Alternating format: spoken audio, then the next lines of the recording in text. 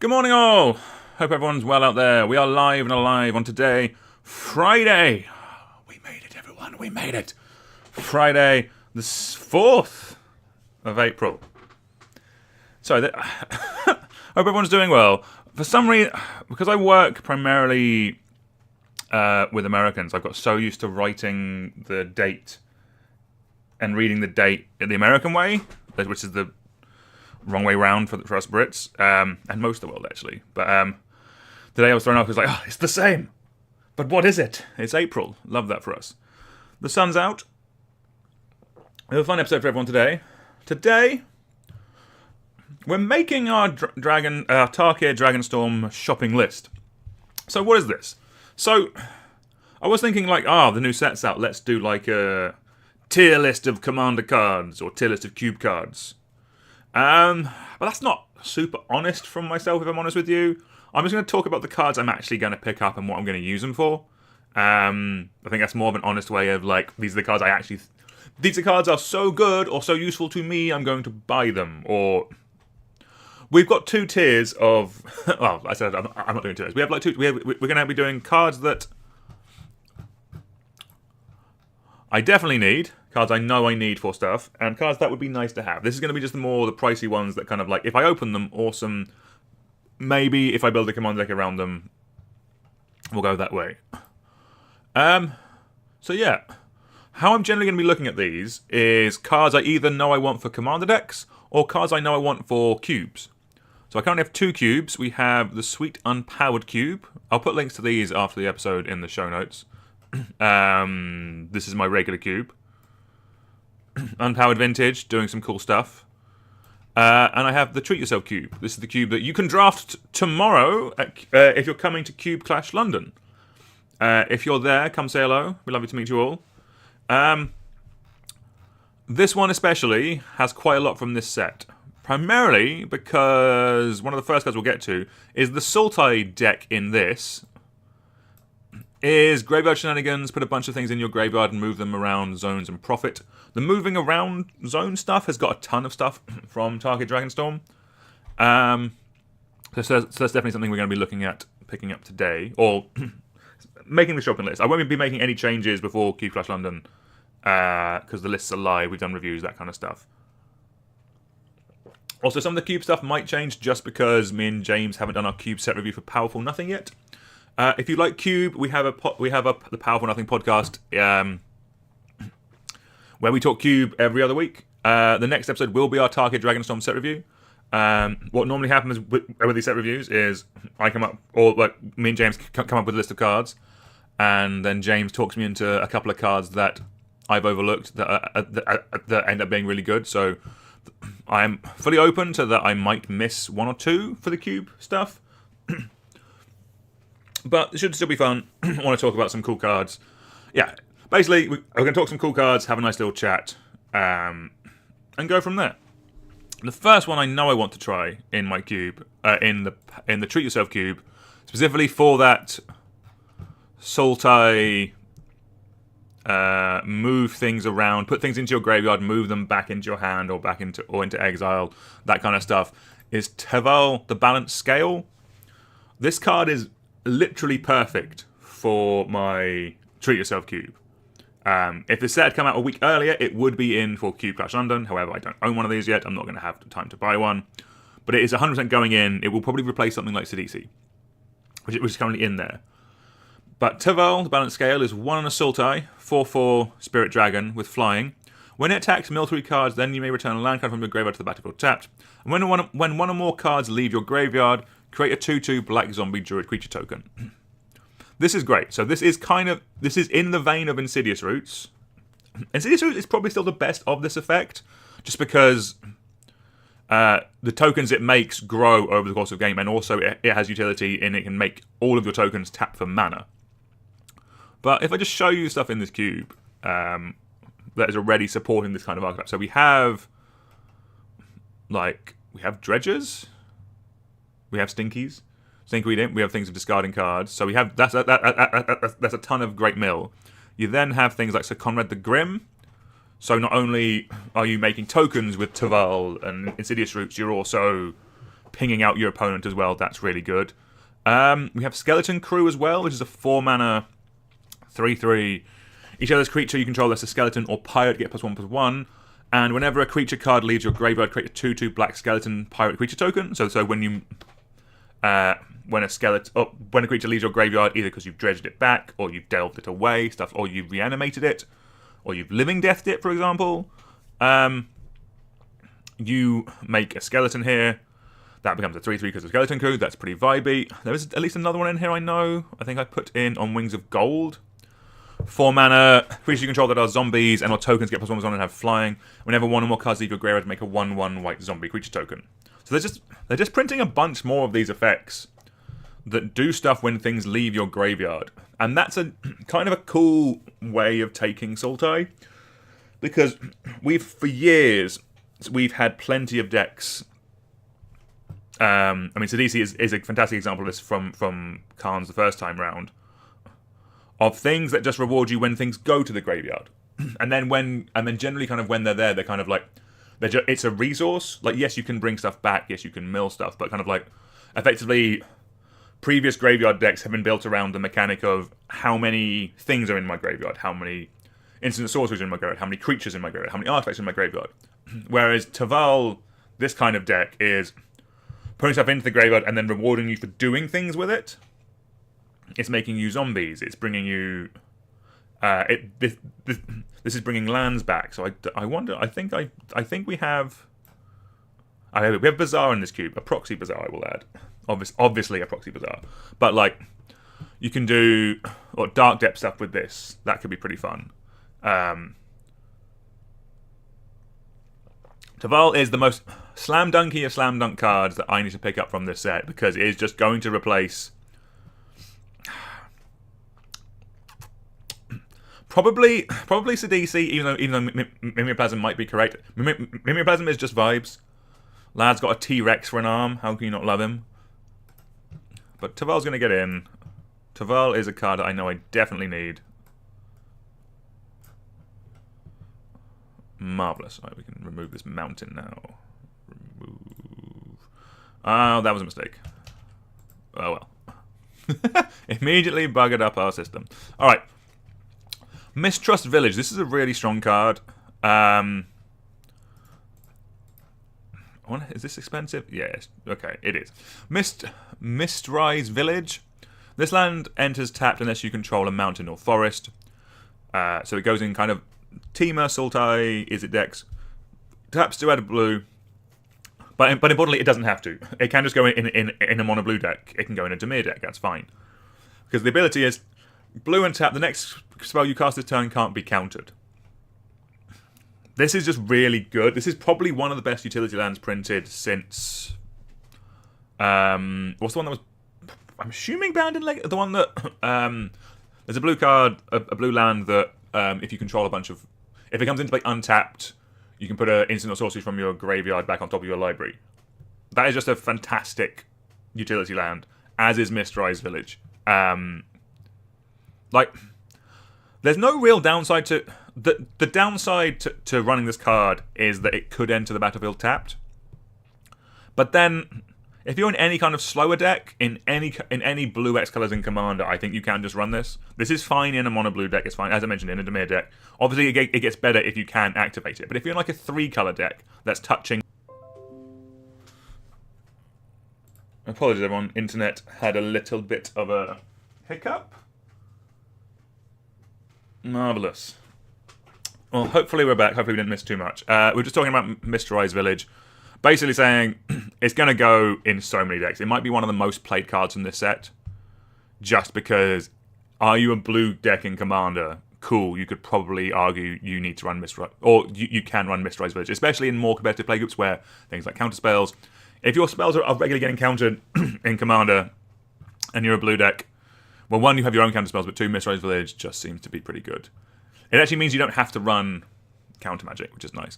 Alright, another beefy one here.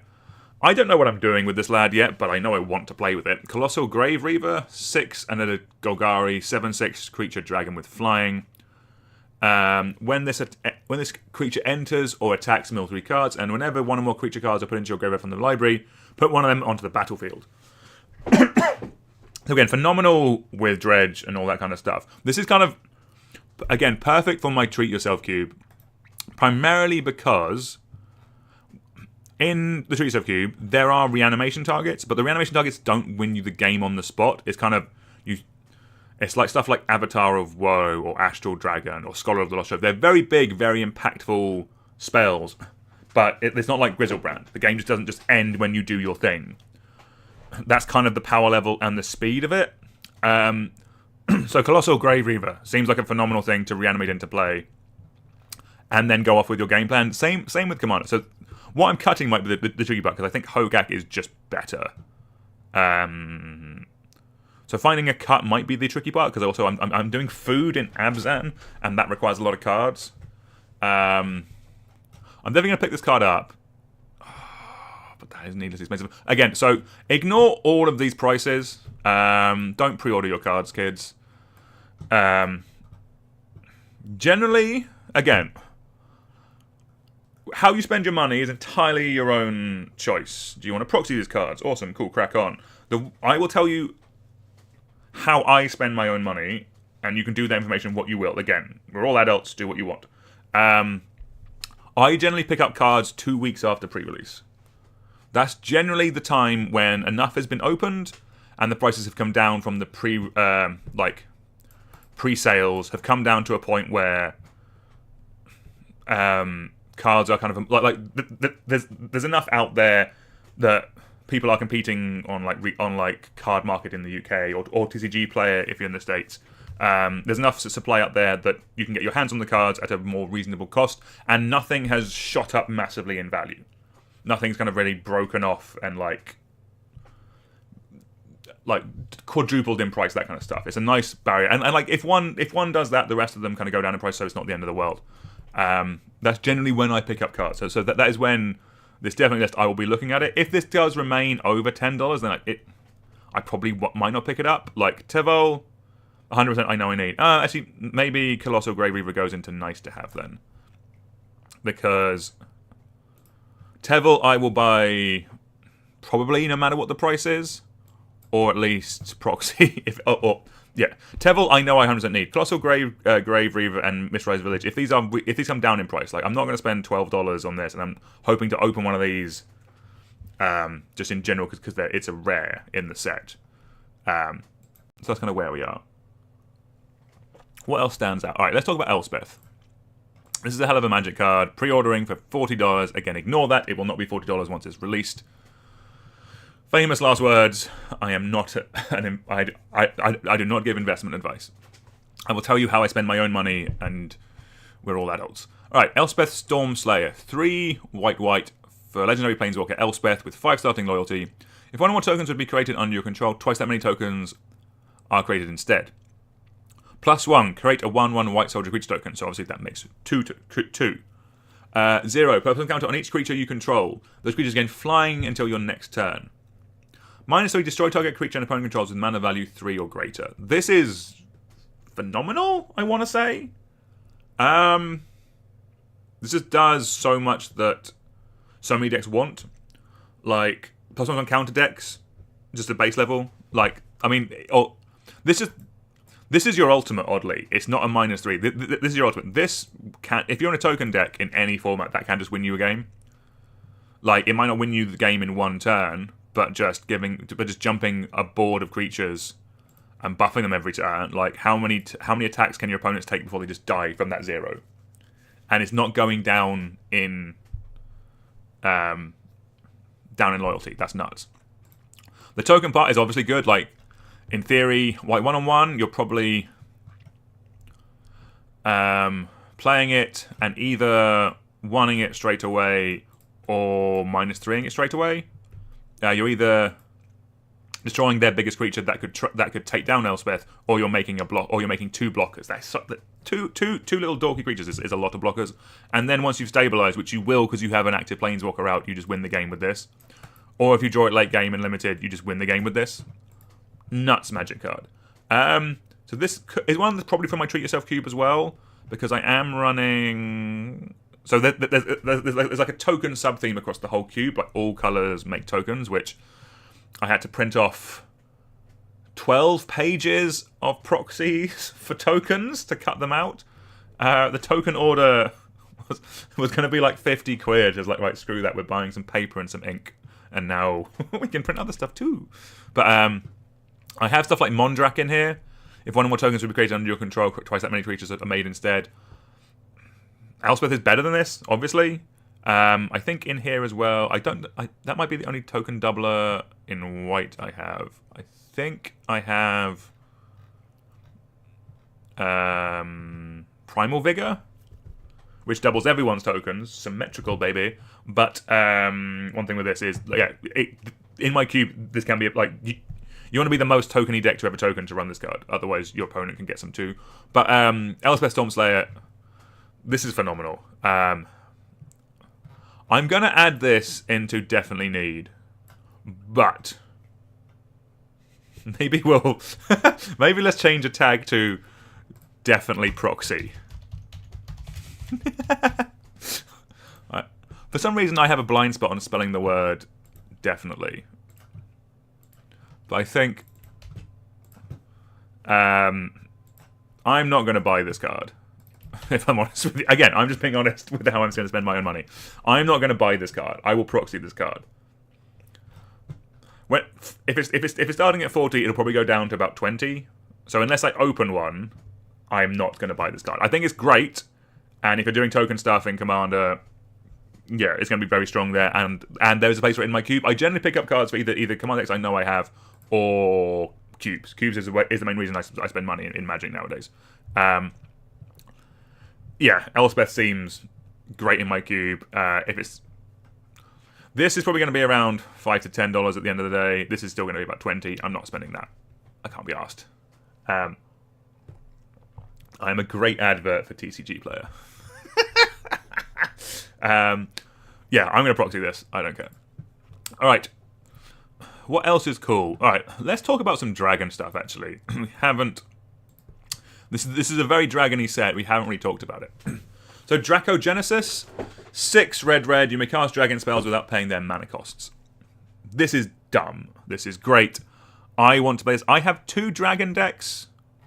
I have Karthus, the best dragon. I'm assuming Karthus is getting better now they printed all the other dragons. I've had this deck for ages.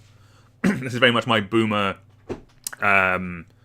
play all the big dragon type deck. Yeah, 7 mana, 7/7 flying haste. When it comes into play, gain control of all other dragons, untap all dragons, and other dragons you control have haste. You kill people really quickly with Karthus. I love this lad. So this is where I could possibly see myself running Dracogenesis. The other dragon deck I have is a... What's the name of the 3-color? I have the... Oh, it's Kess is the commander, but it's Dragonstorm. So it's built around the card Dragonstorm. Just there aren't actually that many dragons in the deck. There's like the 6 you need to win the game. There's ones that make you tokens, ones that double up. Hello, where have you been? Missed you terribly. You've been outside. Good girl. Basically, what I'm saying is I have room for a Dracogenesis. I would want to be doing something really broken with it. I mean, obviously, you may cast dragon spells without paying their mana cost. It's broken. But, like, it needs to be in a deck where you can dump your hand. You need a lot of dragons to play this card, shockingly. This set has made that way more possible, and we will get to those in a moment. There's some very powerful commons and uncommons from the set that I know I need. Dracogenesis is one I would really like. However, it might also be under definitely proxy. The best tag. This is a great card. I think it's going to be awesome. Again, this is one I'm hoping to open. I am probably going to buy a booster box of this set, which is something I've not done for a long time. The main reason I'm doing that is I'm not able to pre-release. I've got a busy weekend, got a gig tonight, got Cube Clash tomorrow, and then I'm out for my for a family member's birthday on all day Sunday. So no pre-release for me, which is a shame because Tarkir I have such a strong connection to. It's one of the sets me and my wife started playing when we both got back into Magic. So I'm probably buying a booster box, and we're probably going to do half box sealed on the channel because that's something me and my wife did when we first moved in together. There's a very cute story that I'll tell in the episode. I don't want to spoil that now, but me and my wife have a very strong connection to a booster box of Tarkir. So that's something we're going to be doing again on the channel. Make sure you subscribe so you get notified when that video comes out. But Mox Jasper is another cool one. I think the utility of this is great. It's not just in Dragons, but the 5-color Spell Shapers deck, that kind of stuff. Like creatures that are any types. There are also Dragons. This is a Mox there. That's really good.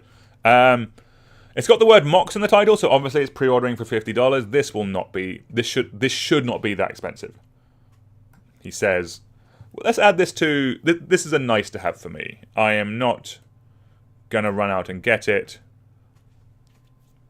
but I think it's a cool card. I would like to have one of these just for my dragon stuff. But the one thing with this actually is that is why it's nice to have. Why it's not definitely needed is dragon decks tend to not run that many dragons. The way I've built dragon decks and the way I've been most successful with them is that you have 10 super impactful dragons, and if you get a couple of them in play, you just win the game with that. You don't have 38 drops, or you know what I mean, like 36 drops plus in your deck. So that is where Mox Jasper is a little bit anemic. That's why I think it will come down in price, because people will realise that it doesn't do anything. It's going to be like Mox Amber, where it came out, a lot of hype, because obviously it's got the word Mox in the title. Didn't do much, and then people found the deck with it. This, I don't think Mox Jasper has a deck for it immediately. There could be something in standard, obviously, in which case it will keep its price a little bit. But Mox Amber was comparatively cheap for quite a while. I think that there's a deck in Pioneer or Standard that uses this now. Maybe Modern. I don't pay attention to Mox Amber, but it found a place once it was good. Or it found a place and then became expensive. I think Mox Amber will drop in price for that reason. I want to mention this card just because the artwork is haunting. Oh, it opened. Oh well. Dog riding cat. No, we don't like that. Do we, small Pishy? No, we don't. No, we love you. This is a very cool card, though. I convinced myself trying to pick one of these up. I don't know what for. I don't really have a token deck at the moment. But I think this card is very strong. So many Rabble Masters in this set. I'm going to add this to nice to have. I think this would be a cool card. Would like to. Oh yes, it's a command one. That's the thing. So because they got rid of, I don't think you can open this in play boosters. Can you? You can only open it in the booster packs. I'm never going to buy the collector boosters because they're just so expensive. Magic has just got so expensive. So that's why I'm making this list to kind of like prioritize how we're going to spend our money. What else do we like? This one I like. Kishala Skimmer. Or Kishla Skimmer. Simic. 2/2. Whenever a card leaves your graveyard during your turn, draw a card. It triggers only once each turn. This is a signpost card for that Sultai archetype in my cube. I think I might need to pick this up. Also, it's uncommon, so I can definitely buy it. It's just a nice bit of value in that deck where, like, yeah, for example, if you dredge something, a card will be leaving your graveyard. You would draw a card. You could replace that with another dredge. There might even be a trigger you could respond to if you have an instant speed way of discarding the same dredger, which is pretty vibes. If that works, then I love it even more. Yeah, I think that's quite fun. It's just going to be a nice utility thing on a 2/2 flyer. So it's not going to... The Treat Yourself cube is meant to be a little bit slower, but like a 2/2 flyer that gives you value later is kind of exactly what... Yeah, like I can replace Risen Reef quite easily with this card. I think it's very cool. We love it. Alright, Steward of the Harvest is another one I think I need to pick up. Again, you're going to realise that most of my decks tend to be green-black adjacent, but I think this card is sweet. Why is it $15? Again, it'll get cheaper. It'll come down. 3 and a green, 3/3. When this creature enters, exile up to 3 land cards from your graveyard. Creatures you control have all activated abilities of all lands on all land cards exiled with this creature. So obviously the dream of this is you exile your Gaia's Cradle, and then all your lands, and then all your creatures tap for a bunch of mana. Actually, do I want this card? This seems very... Where I think this is good is with bounce lands. If I'm honest with you. Like, that's kind of the level you want to get to. Like, what's the... You're not going to run the Azorius one, but, like... Azorius Chancery. Like, this kind of cycle. A land that comes into play tapped. And when it comes in, you have to bounce land, but it taps for 2 mana. That's realistically the best thing I think you're doing with this. Just having all your creatures tap for 2 mana. That's kind of where you are. There's probably some better things. Like, yes, I know there's Cradle. There's some very broken lands out there. I mean, Strip Mine would be quite funny. Strip Mine in a token deck would be hilarious. That's actually really funny. All your creatures have tap, sack themselves, destroy target land. That's kind of funny, actually. We're going to add this to definitely proxy. I can see myself testing this card, because I think there's some cool stuff you can do with it, but I'm not entirely sure what deck I want it in right now. I have a bunch of self-mill decks, but just like... The main issue with this is that this creature dies very easily to everything. Like, this is... If this is in play and all your creatures are tapping for a bunch of mana, you won't have long. Any creature will immediately... Or any removal will immediately be pointed at this creature. And then you exile those lands from your graveyard. If you've... This is also going in a deck that is doing some self-milling. You're not going to be just naturally putting these cards into your graveyard. You're going to need an engine to get them in the first place. And my worry with this is that it's a body that will die very quickly. You will get like 1 turn. That's why I don't want to exile like my Gaia's Cradle, or in other formats I don't want to exile my Tolarian Academy. I'd rather have a way of getting it back so I can just play it again. If it's exiled, it's gone. That's why, obviously, I think you're doing bounce lands with this. There's probably something else. Let me know if what other cool things you think you can do with this. What else do we have? That's fine. What do we want? All right. Another chase card from the set. Stormscale Scion. 4 red. Look at the price. Reasonable. 4/4 flyer. Other dragons you can draw get +1/+1, and it has Storm. So I obviously need this. We talked about my Dragonstorm deck. It is a dragon with Storm. It's kind of in the name. This is something I definitely need. This goes in my Dragonstorm deck. It's basically it's a worse copy of Dragonstorm, because Dragonstorm. Let's actually get actual Dragonstorm up, which I don't think is in the set even as a promo, which is disappointing. 9 mana, love to see it. Search your library for a dragon permanent card, put it onto the battlefield, then shuffle your library with Storm. So you get to like 6 or 7 Storm with cast this. Get all your dragons into play. This is more castable at 6 mana. So this is the worst version, because they both do the same thing. You both get up your Storm count and make a bunch of dragons. But with this, it's things like Lathless. It's things that make you other dragons. Like, you just win the game on the spot if you Dragonstorm for enough. Or effectively win the game on the spot. In my deck, you still need to attack, because that's more fun. But I have like 150'd the board out of nowhere. With nothing on the board, I have 150'd the table out of nowhere. That's pretty vibes. Did not win that game, though. It's fine. But Stormscale Scion is another copy of it in your deck, basically. You can Storm off and then cast this, and while it's not as good, you will have a bunch of dragons in play. And even just like in that deck, just getting this up to 2 or 3, the buff on other dragons is going to be nice. Very cool card. Very vibey card. I think we need it. What else we got? There's a bunch of other dragons that are kind of okay. I think this is too expensive. I think this is too anemic, if I'm honest with you. Let's talk about Eugene. Eye of the Storms.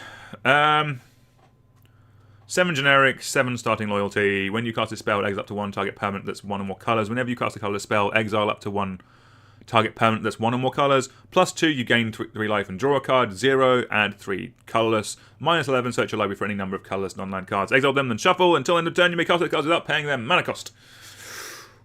We did it. Wow, quitting smoking is definitely going to be able to read better. Read out loud better. This is cool. It's very powerful. There's definitely room. I think I've. There was a period in just high-powered cubes where you had room for a 7-mana generic planeswalker. I don't think I've gone down to just can't, but like OG Ugin was in my cube for quite a while. This is a very strong card, and I do have colorless matter stuff in my regular cube. I think this is going to be a definitely proxy, because what do we think? $30 pre-order? 40? 60? Wild. Absolutely wild. Don't buy pre-orders. Okay, let's keep going down. I need to give out about the Abzan deck at some point. Actually, let's do this now. I hate this card. No hate to anyone who wants to build this as commander. Build this as a commander, but it is such a... We have taken a deck that was cool and interesting and made you do a bit of work and just given you all your pieces. This is what I hate about some new commanders, is just like, this does everything for you. Like, Doran was sick. This is a cool card. There's different ways you can take it. You can take it tree stuff. You can just do the wall. But you have to run other cards to make you attack. You have to do something. Felethar, you just get it all for free, and I hate that. It's... Why does it... It does the Doran thing. It's bigger. It lets you attack, which is a separate card. And then it also randomly draws you cards as well. Why does this card need to exist? Like, I hate this type of design. It's just really... It's just, okay. Basically, it looks like the designers have just gone to EDH Rec and just gone to, like, walls. And, like, what does the wall deck want? Let's give them everything they want on one card. Which is, like, it's... I get it. Like, Commander's the most popular format. They want to build cards. But just, like, there's no choice now, if that makes sense. Like, if you were thinking of building a walls deck, it's probably just this. Like, this is so much better than, like, Arcades as well, I think. The other one that they built as a walls commander.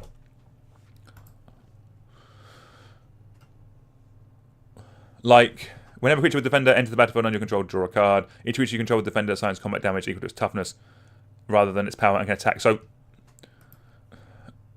like, there's a bit of choice. Like, do you want blue or do you want black? But, like, this seems like it's going to draw you more cards and do more stuff because it's discards as well. Like, it's just annoying a little bit. I don't know. That's Boomer Soapbox. Let's get back to your regularly scheduled episode. Apologies all. But, yeah. It just feels lazy, if I'm honest with you. So let's just make a card that's just better than everything else out there. So you don't have a choice. I want commanders... Like, why I think... where is he? Why I think Hashaton was one of the most popular commanders from the last set is because it's open-ended. This doesn't tell you exactly how you're going to build the deck. Like, there's different ways you can take it. It's not giving you everything. You still have to, like... This is whenever you discard a creature card, you may pay 2 in blue. If you do, create a tapped token that's a copy of that card, except it's a 4/4 black zombie. You still have to put discard outlets in your deck. Like, what this feels like... What this Felethar feels like is Hashaton if it also discarded cards. But Hashaton doesn't, and it's interesting because you still have to do stuff. I don't feel like you have to do stuff with Felethar. You just play stuff with you just play walls, and you have a deck. From someone who builds a lot of commander decks and streams himself to building commander decks, this just is the most uninteresting card I've seen in a long time. All right, apologies. Well, that was a bit more of a rant than I was expecting for 8:45 in the morning. We haven't got that many cards. Yeah, let's get some more cards in here. There's a bunch more that I know I want to add. The wills I think are cool, but not super... Specifically for these decks, I think is where you kind of want them. Right. Omens. I think I need all of these. Bloomvale Regent. This is the first one I'm going to look at. These cards are awesome. So these are split cards, but because the Omen part, it shuffles back into your deck, compared to other split cards where you only kind of get one. They can be more powerful. So these are stronger than original adventures, which is kind of like how it looks like, because it goes to the adventure zone. Whereas when you effectively with adventures, they couldn't give you two super strong parts on all of them, because you can go like with Brazen Borrow, you can turn 2 Petty Theft, turn 3 Brazen Borrow. You can chain the bits together. But because they shuffle back into your deck, the Omens, they're not linked. It's a true split card, but you don't lose. But you can play the card again. These are all fantastic, and these are all going to be great in my Treat Yourself Cube, where I have a lot of split cards. I want effects that people like. Games go later, but I still want people to do things earlier. Like in this, I'm pretty positive I have. What did I count it as? Beanstalk Giant. This is probably just Bloomvale Region is a better Beanstalk Giant. Or yeah, Bloomvine Region is a better Beanstalk Giant in my opinion. I think it's going to be better. Two basic forward cards, then put one onto the battlefield, one into your hand tapped. I think it's really good. Bloomvine Region is one I know I need to pick up, and it's not that expensive. All of these, I think, are anything with Omen. I'm probably going to need to look at. Let's keep going through. Yeah, another one. Actually, yeah. Let's just look at all the cards with Omen. Actually, because I know I need a bunch of these. What? Is that not Hexbot Omen? Oh, it's not on the card, it's a type of card. Right. What is Omen? Thank you. Alright. So some of these I know are incredibly broken. Like, I think I saw that people saying this is the best card in Limited. 4 mana, 4/4 flying dragon with a board wipe on it. That's really good. $1.50. Love to see it. This is probably one of the best cards for Limited in the set, because it also it's a single black pip. It can go in any deck and you get a board wipe. This is great. This is going to be the board wipe in my Treat Yourself Cube, if I'm honest with you. I think this card's awesome. This one's also going to get in. I think this card's so cheap. I love it. Twinmore Stormbrood. 1 and a red. Deals 5 damage to a creature without flying. That's a great bit of early removal in my Treat Yourself Cube. And then 6 mana flyer. When this creature enters, you gain 5 life. On a decent costed body, 6 mana 5/4 flyer is just good. This is 100% as a card I need. I think this card is great. Peasant Cubers run this card. I think is phenomenal. What else do we want? Bunch of these are just really good is the problem. Like, they're all generally solid. This one is also great. And this kind of works really nicely in my Treat Yourself Cube, or just in lower power level cubes as well. Disruptive Stormbrood is 5 mana, 3/3 fly. When it enters, destroy up to 1 target artifact enchantment.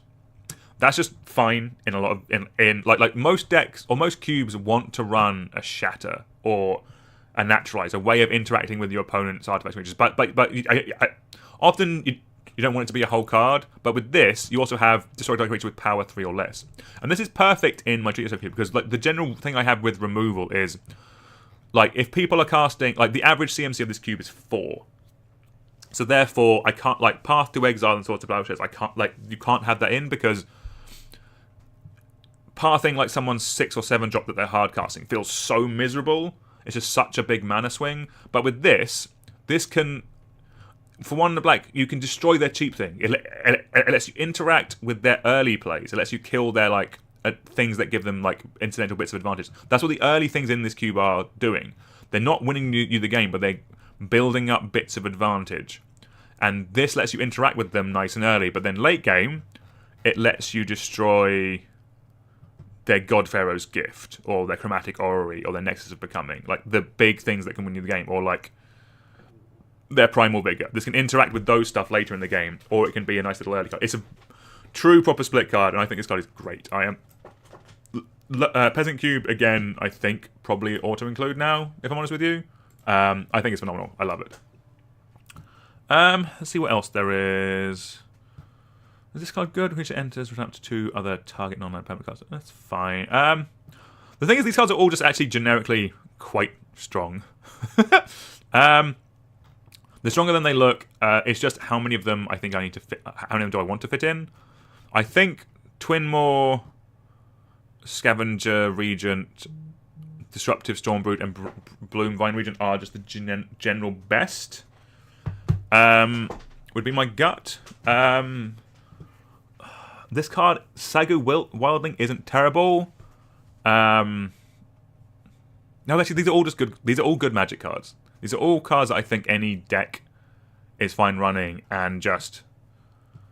This is the other one I'm possibly thinking of, just because it is quite big as well. So 4 mana instant, draw 3 cards, then discard a card. That is just fine on a 4 mana spell, but then it can also be a 6 mana 6/7 flyer. When the creature enters, return up to 2 other non-land permanents to their owner's hands. This is just good. It's 28p. I love in Europe. 2 cents. What a Magic card. The bang for your buck is phenomenal. These. I'm going to buy these. Yeah. I think these are great. Omens are the standout things for me from this set, just in terms of, I think they're really, really strong. I'm really looking forward to run. Like even though there is like a cool graveyard flashbacky mechanic in Harmonize, these are the cards I'm actually looking forward to. But that's a good one. Let's have a look at Harmonize. See what we get. Hello, small cat. Come now. Yes. Yes, hello. Hello, darling. Alright, well, we failed to spell Harmonize. Oh, no. You can't have Harmonize on an Omen. That doesn't make sense. Let's see what we have. Songcrafter Mage. This is a vibe.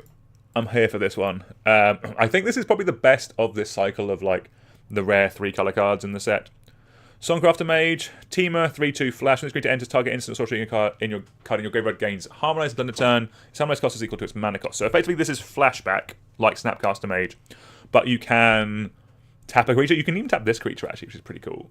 So it takes 3 mana off of the cost of the spell. This is another card I think I need, and it's not super expensive. Love that. Good. This is just really cool utility. This is a card I'm definitely picking up. Like Snapcaster Mage, strong Magic card. Having another one, good. We love that. This card is good. I think I might want this one. Winter Night Stories, 2 and a blue, sorcery, draw 3 cards and discard 2 cards unless you discard a creature card. That you would just run that anyway if it was an instant, but the sorcery is still fine. You can still do that on your turn, but the Harmonize for 4 and a blue, just you can do it twice, I think is really nice. Really good. I'll be picking this up. That might be it for Harmonize. Again, stuff like this I think is good, but those are the ones that kind of stood out to me. Alright, let's go back to our big list, and let's see what we have. Go about 10 minutes or so until we need to start the day job. That's not too bad. Again, I'll do an update once James has talked me into some of these other cards. When a creature enters with a number of counters, not even the number of creatures that died this turn. Not good card, interesting card. Don't think I need to pick it up. This card slaps. 4 mana, 4/4, mobilize 2. So it's a rebel master. It makes 2 bodies. Attacking tokens you control have death touch. That's quite strong. I'm kind of here for that. Also uncommon. If you're able to do a 3-color thing in your peasant cube, then give that a go. Tygam's a vibe as well, actually. Tygam's cool. Whenever you cast, thank you, alarm. Whenever you cast your second spell each turn, copy it, then exile the spell you cast with 4 time counters on it. If it doesn't suspend, it gains suspend. This is really cool. This is kind of what I was talking about with Hashiton. Wherever the hell Hashiton went. For some reason it's in my Orzhov section. Don't worry about it.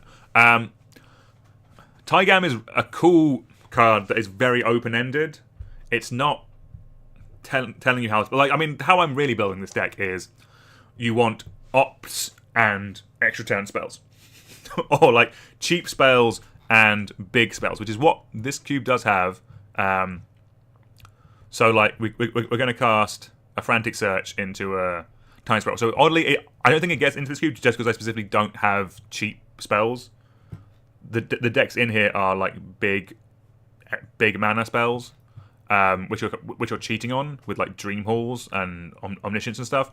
So, this doesn't get... So, it's a bad example of that cube, but I think Tygam is a rad card because you can build this how you want. Like, this can be built as, like, the combat tricky style of deck of, like, a bunch of 1-mana things that kind of draw cards and then all your creatures get +2/+, or, like, combat tricky style of deck in blue, which is very cool. Or it can go in those decks. It can go in, like, the Feather the Redeem style of deck, or it can go in any kind of Spells Matters deck. It's cool, it's open-ended, and it does something interesting. Like, copying your spells is just a strong mechanic. Like this might just get in just on the fact that it can just copy your second spell each turn, and then you exile it as well. It's not super expensive. We're going to add this to nice to have. I could see myself wanting to pick this up. I'd be very happy if I opened this from a booster pack. All right, what else do we have? This is probably quite a good one. Of all the mobilized cards, this might be the most messed up. 2 and a black, 2/4, Death Touch. Mobilize X, X is the number of creature cards in your graveyard. So this doesn't just go into all the generic Rebel Master style of decks, but it can go in those decks. But it can also go into graveyard style of decks, where I think I really like it. Not super pricey as well. Love that. If you've done any kind of, like, this is a reward for any kind of self-milling. It's also a nice cheap body. Like, you can unearth this. Like the actual card Unearth that brings back a card with 3 mana. Oh, it goes in Alicia, doesn't it? Or Alesha. That's really strong. This is probably a card we'll pick up. Again, nice and cheap. No, sorry. No, not nice to have. No, come back. Come back, Avenger of the Fallen. We love you. Avenger of the Fallen. Get in my definitely need pile. Alright. Where else are we? This one also pretty good. 1 and a Simic enchantment. As it enters, choose Teamer or Sultai. Whenever you cast an instant or sorcery spell, target play multiple card, you don't care about that. You're not here for that. You're here for... You may play lands from your graveyard. You pick Sultai with this. It's a Crucible of Worlds. Crucible of Worlds might fastly be becoming the 4th or 5th best Crucible of Worlds. Why would you spend $25, $30 on a Crucible of Worlds when you can buy Glacierwood Siege? Or you can buy... There's a room that does it? Walk-in Closet? Please tell me what actual factual deck you need a colourless Crucible of Worlds. Walk-in Closet is $5. This is pre-ordering, so it will go down at $3.50. You don't need... Crucible of Worlds is a great... Like in more artifacty, kind of like... In those kind of decks, I think, like in the majority of decks in Commander, I think these are great, and they're budget, and they're awesome options. Like, if you're doing more of the mean, strip-miney, artifacty type stuff, then I think Crucible does get in. Like, if you're not in green, which I do need to admit there are some landy decks that do exist. But yeah, I think Glacierwood Siege, great card, so cheap.